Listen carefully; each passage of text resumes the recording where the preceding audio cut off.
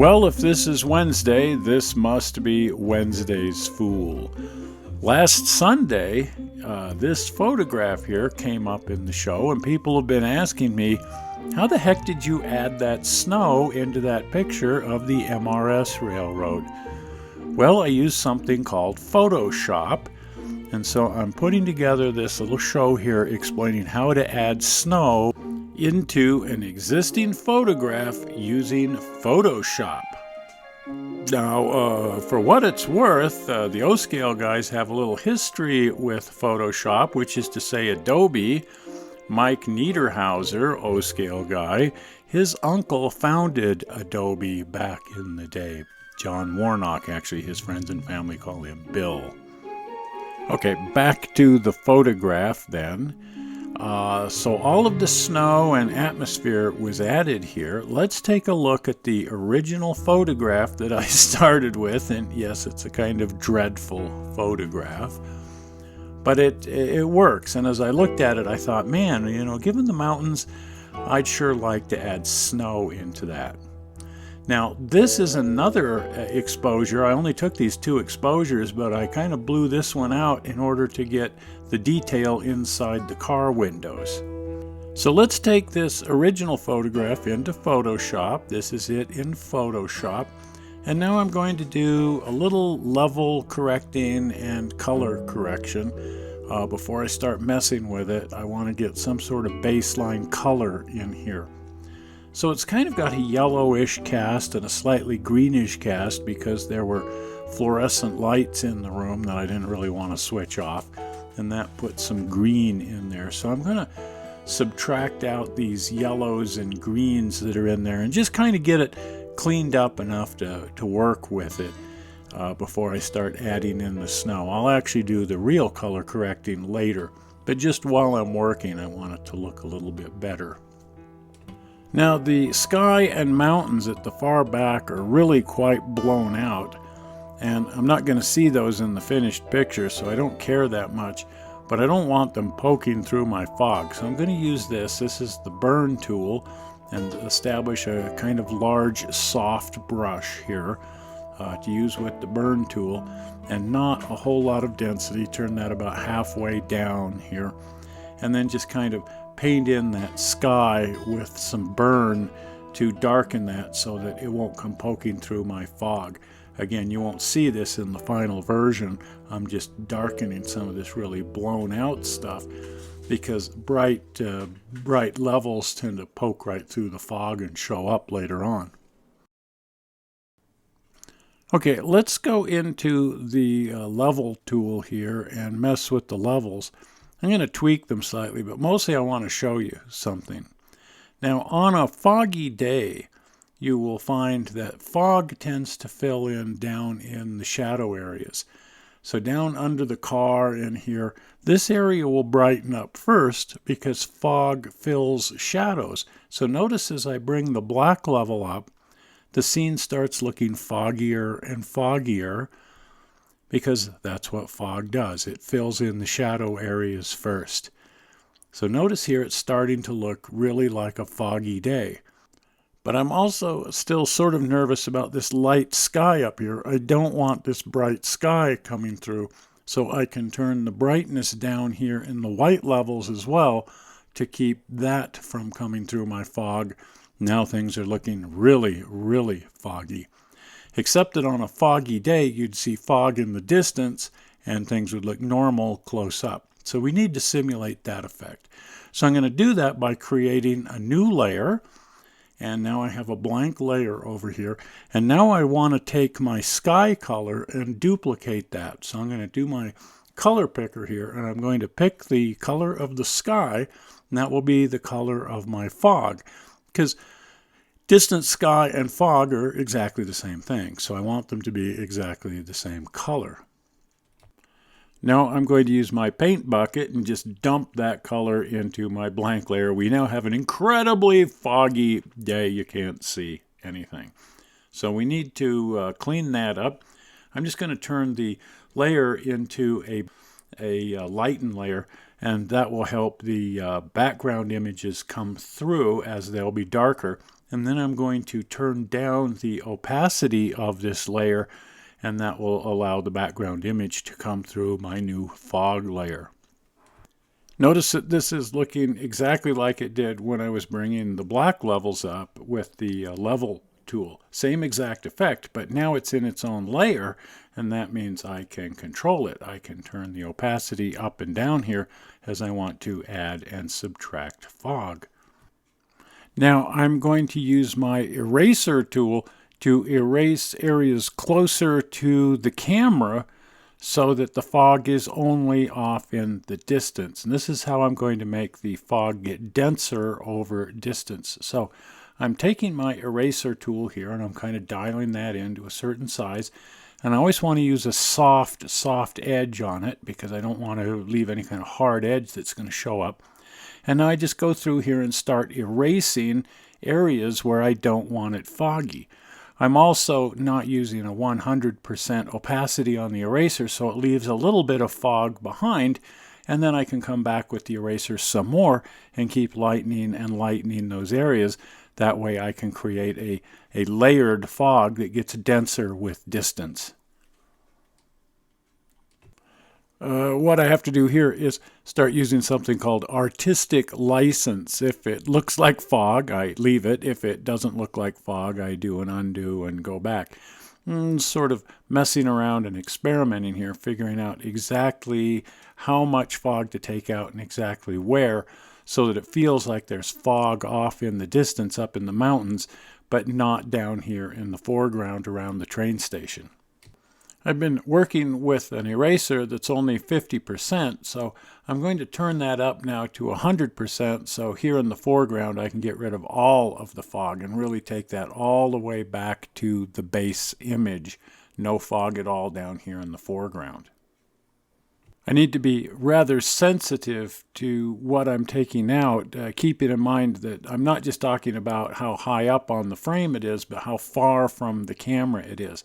Stuff in the distance, foggy, stuff closer to the camera, not foggy. So things like this big rock outcropping back here needs to have less fog. Now, Al Badham's fabulous pine trees back here, those are actually closer to the camera, but they're poking up into the fog.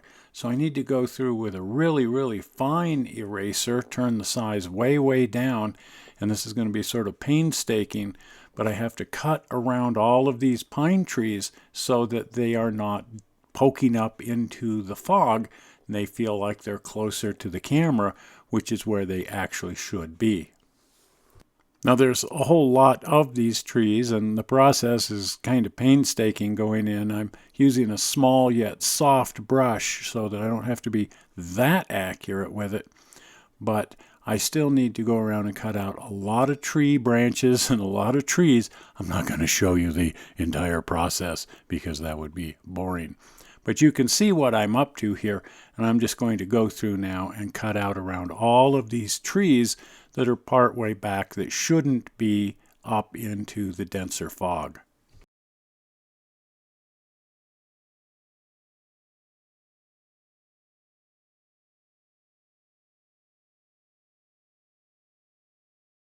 Now when we go out to the wider image, you can see how effective that is. And I'm going to do just a little work here in the wider image. Sometimes you can get a lot done in the wide image because you can sort of see better what the net effect is.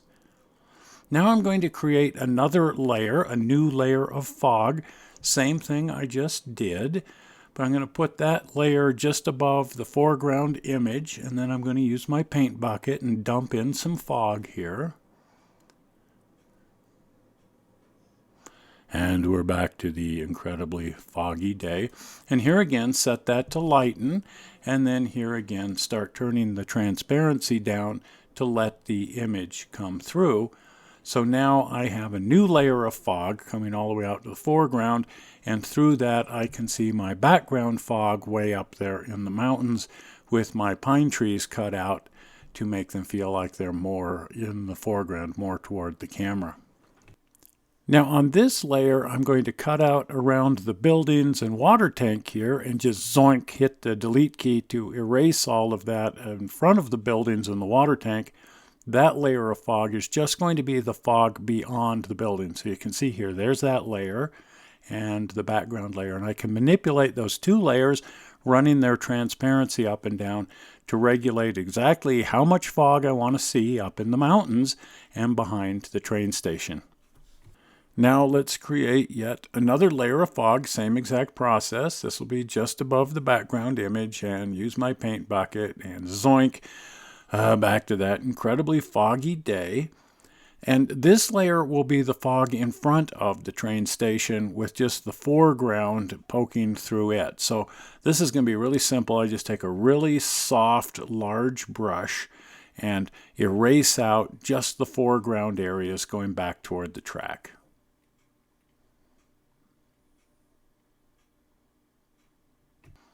Then I'm going to take the opacity of the brush and turn that down to about 50% so I can really create a nice soft feathered edge going up toward the train station here.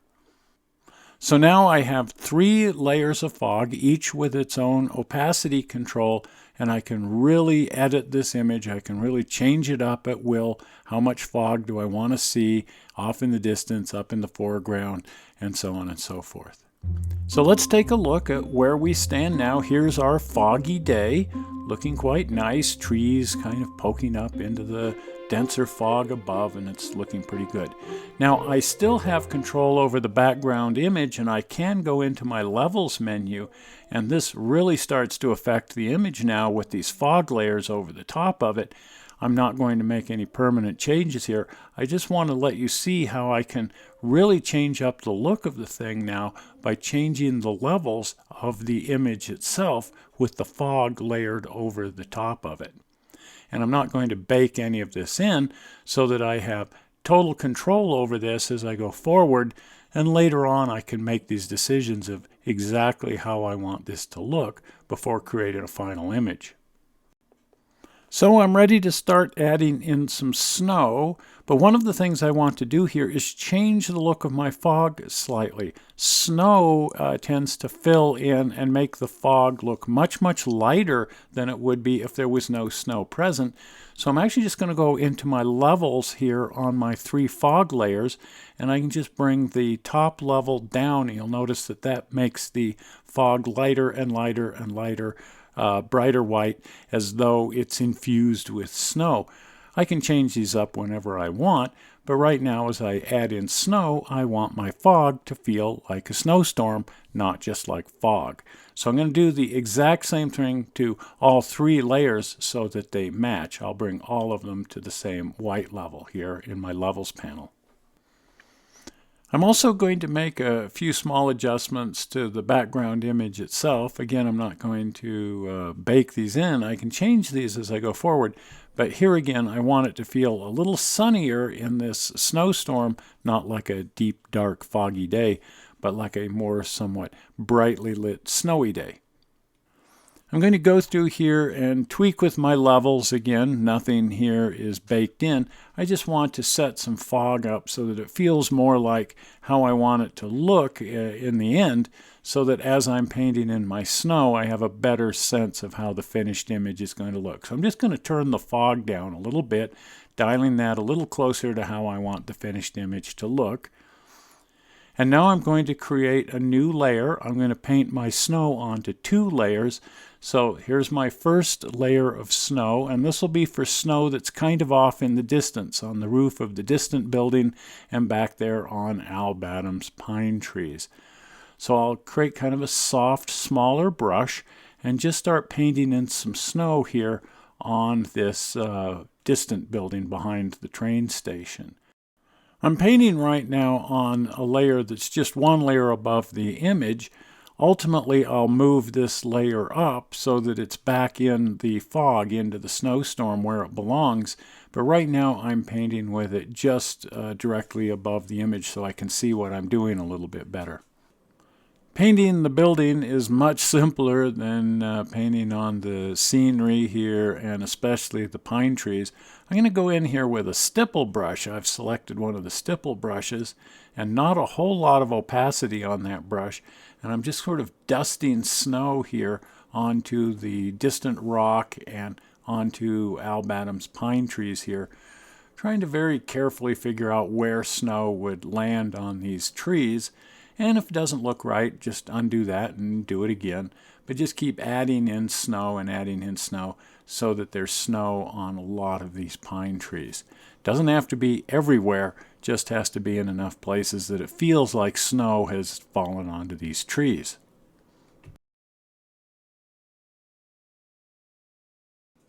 And now I will slide that layer up a couple of layers into the fog so that it has fog above it.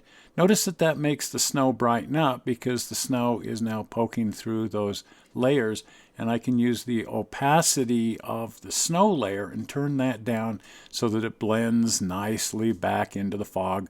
Feels like distant snow sitting back there in the snowstorm. And I can tweak that level later on, again, as I get closer to a final image, dialing in the exact look that I want. Also, now that I can see a much more accurate representation of how the final is going to look, I'm going to go back in with my paintbrush and augment this snow a little. It's looking a little thin in places, so I want to deepen that up and just sprinkle a little more snow onto my trees.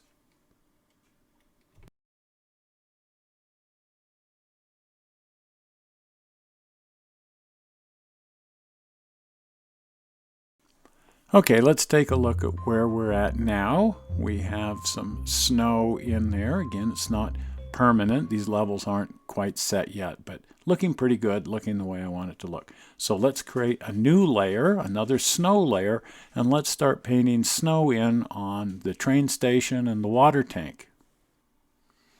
Now this is going to go just as it did the last time, a new layer and a nice soft brush, a little bigger brush this time because I'm working on bigger areas. And I'm just going to start layering snow on here, kind of keeping in mind of how snow actually falls. Notice I'm leaving the corner off on the roof here because snow tends to slide off in areas like that, leaving them uncovered. So I'm just going to leave that uncovered. And I'm just sort of messing around here, trying to make this look not like a big white patch, but like snow sitting on a roof with nice rounded corners and so on. I'm also going to take a lighter gray, and I'm going to layer some light gray over the top of it. Not because the snow is gray, the snow is white, but as the light plays across it, you get shadow effects on top of the snow. And so in order to make it feel more three-dimensional, I'm just kind of smearing a little gray around on here and layering some white back on top of it and so on. Makes it feel much more like a nice irregular layer of snow as opposed to just a big zoink white field on top of there. And now doing the same thing on top of the water tower. The water tower has that nice round roof, and the snow would tend to slide off. These things were actually heated, so the snow would tend to sort of melt and fall off. They're not extremely heated, but you wanted to keep the water from freezing. So there's actually a coal stove down in the bottom of this thing to keep the water from freezing. And now the little add-on building on the end of the train station here, this little addendum to the train station, it gets its snow out there as well. This little building butts right up to the vertical wall, and so at that area I do have to be careful to use a very, very sharp, hard brush. Don't want to have a feathered edge there. I want the wall to be boldly standing against the snow where the wall is in front of the snow on the roof. Now here again, I'll place this snow back behind my foreground fog, and then I can manipulate the level of that so that it blends nicely into the scene, doesn't stand out too much, feels like it's back there in the snowstorm.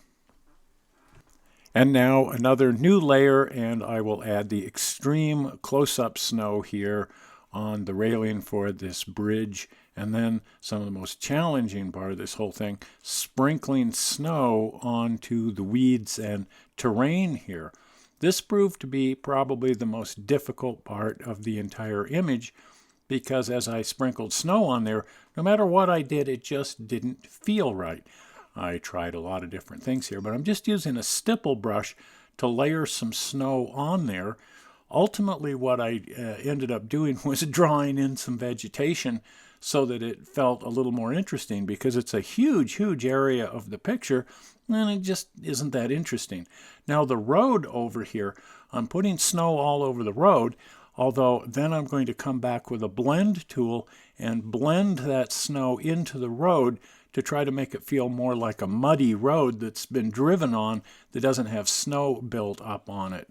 I want snow on the vegetation, but not on the dirt road. Just kind of a wet, muddy, and slightly snowy effect there. So I'm using a blend tool here with the same stipple brush to just sort of smear that snow around on top of the dirt road to make it feel like a snowy, wet gravel road.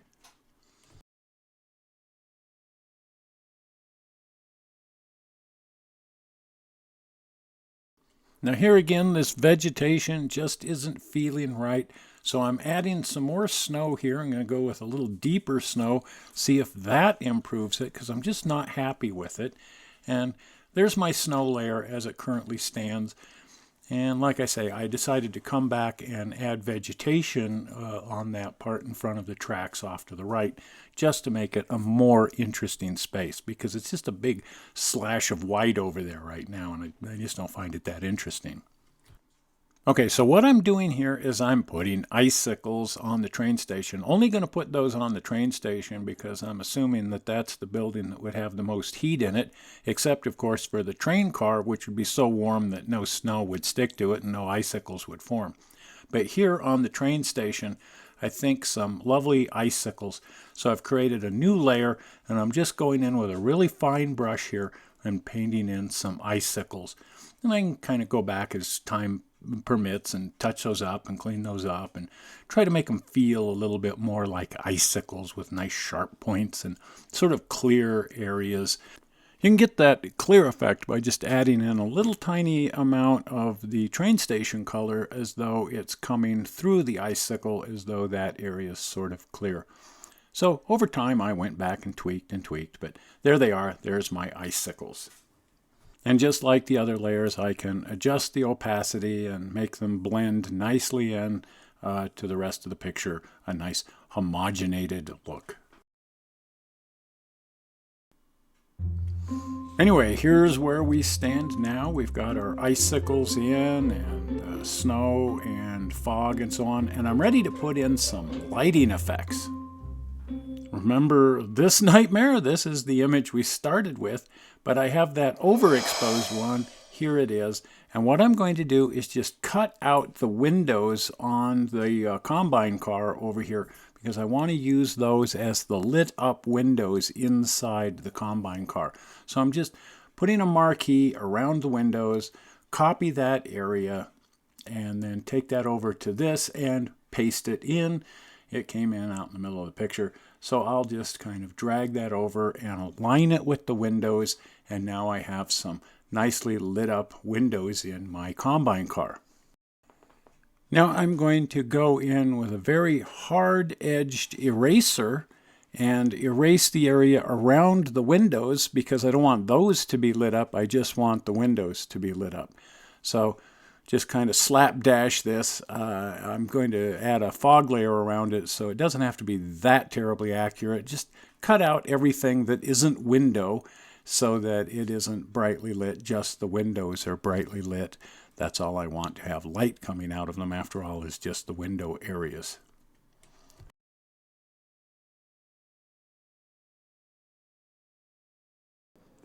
Okay, and now I can go into my levels on the windows and brighten those up and blend those in, make them look the way I want them to look. And now I'm going to duplicate that layer so that I have a new copy of the windows, and I'm going to apply some blur. I'll go into the effects here and apply some Gaussian blur to that so that that light appears to be sort of shooting out through the snow and fog. And there it is. Just makes those feel more like they're in the snowstorm instead of just starkly standing there on the surface of the train car. Okay, let's add in the headlight. I've created a layer here for the headlight, and so that it has its own layer and can be controlled like everything else. And now I'm going to create a round brush with the yellow from the window. I'm going to sample the yellow from the window so it sort of matches in, and then just start painting over the top of the little headlight here. This is a Grant Line Porter for what it's worth, the Grant Line ON3 Porter. Really neat little kit. This is one of mine. It's also something that's sort of disappeared. It's around somewhere, and as I go forward with the Accidental Railroad, I'm going to find that Porter and start running it again. It turned out really nice. Okay, back to the headlight. So now that I've got the headlight on there, I'm going to add some fog around it, just some sort of glow with a nice soft brush in the same color. And I'm just going to let that cascade out over the edge of the combine and then come back with my eraser and clean up that edge where the headlight would actually be chopped off by the corner of the combine. For now, I just want to get a lovely glow and even use my blur tool here, my finger tool to blend that out and kind of make it feel like it's shooting forward instead of just shooting out in all directions. So let's take a look at what we've got now, and here it is. Looking pretty good. The headlight's looking good. Needs to be cleaned up along the edge of the combine. Other than that, looking really, really nice. Okay, this next step is really, really time-consuming and tedious, but also incredibly simple. And that's just adding in some, 5,000 or 6,000 snowflakes. So I've created a new layer here, and I'm going through with a stipple tool to create some bigger snowflakes. I also went through with just an individual paintbrush and just daubed in some snowflakes. Some need to be really big, some need to be really small, so that it feels like some are up close to the camera and some are way off in the distance. And I'm creating 2 layers of snowflakes here so that I can give it depth by making one layer more transparent than the other. And as I get too many snowflakes in here, I can come back with my eraser tool and erase some of them if some of the areas just get too dense. But the stipple tool generally works pretty good for this. Just zap, zap, zap, zap, zap all over the place, adding in snowflakes. And again, these are individual layers, so I have control over them.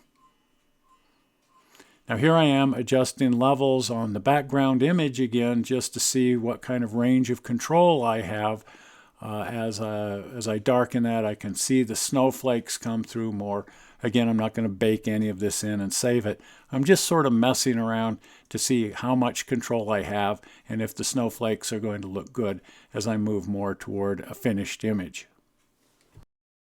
I'm also going to mess around with some of my fog layers here to see how much control I have there and how the snowflakes look depending on how much background fog and distant snowstorm I bring in. And if I want to see some of the mountains, how does that look with the snowflakes and so on. And when I decide that I've got the right amount of snowflakes and they look right, then I'm ready to move on and do something else. Just kind of a reality check here too. Check my lighting layers and see how those look and manipulate those up and down. Just kind of fun now that the image is all in there to look at the amount of control I have and gee, what can I do to improve this and what's the final image really going to look like? Just sort of mess around and play around with all these different levels and come up with ideas for the final image. Okay, on to the next step, which would normally be my last step here, and that's adding in the smoke from the little Porter locomotive. In this case, it's not the last step, because the more I look at this, the more I decided I just need vegetation in that snow area off to the right. So that was the last thing I did, was add in some vegetation. Anyway, I'm going to start just drawing in smoke coming up out of that porter. I'm starting here with just pure white steam that would be coming up out of there. And I'm using a very soft round brush, and that gets bigger and more transparent as I move up away from the locomotive. And just start throwing smoke in there. If it looks like smoke, keep it. If it doesn't look like smoke, delete it. And just keep sort of messing around. It's trial and error, and it's screwing around. Just mess around. If it looks like smoke, you've got smoke. Now, in this case, of course, I'm just drawing in the pure white, which is the steam, and I'm adding some little denser areas and some more transparent areas. Just get that steam out there. But then I'm going to come back and I'm going to add in some black coal smoke coming up out of this whole thing, because that would be part of it too. And then layer steam over the top of that and coal over the top of that. And again, just screwing around, experimenting around. The key is to recognize what's working and then say, stop, don't keep going, and keep what you've got. And just keep going until it looks like you've got a lovely head of steam coming up out of your locomotive.